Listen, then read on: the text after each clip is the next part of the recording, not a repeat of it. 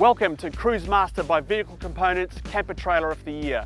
We've brought 25 of Australia's best camper trailers to a beautiful section of northern New South Wales rainforest and recruited the country's most experienced judges to run their eyes over them. Let's see how it goes.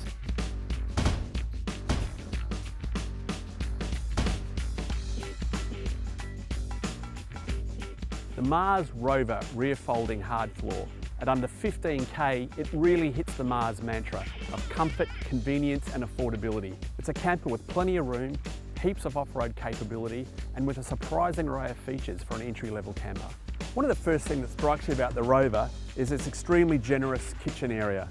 Here you've got this sort of large sliding drawer system. You've got this slide-out fridge area here, a very generous, ample kitchen for preparing all sorts of delicious meals.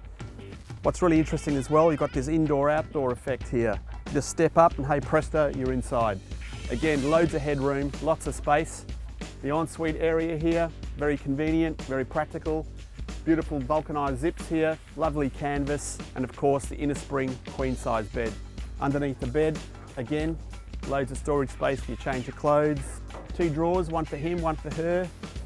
Sets up in a dream, very spacious, Mars Rover rear fold.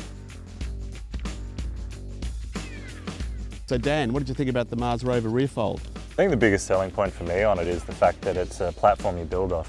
A lot of people in this sort of end of the market are really trying to struggle between what they can afford and what they want.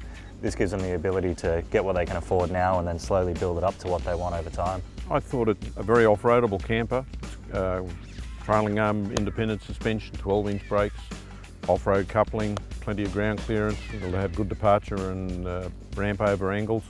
I think this will go pretty much anywhere you'd want it to go. It was nice to kind of see that format. It allows for plenty of storage space, which is good. There was some good underbed storage drawers and good pantry storage as well. And I also liked that for an entry-level camper it had a proper inner spring mattress too.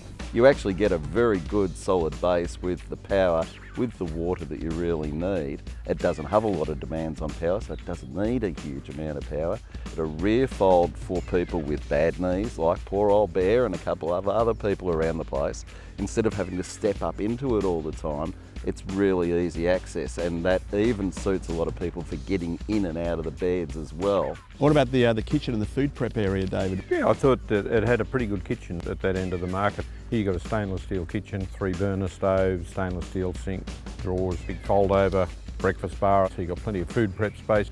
If you were near a beach or near a river somewhere with the side zipped out, that'd be a great camper.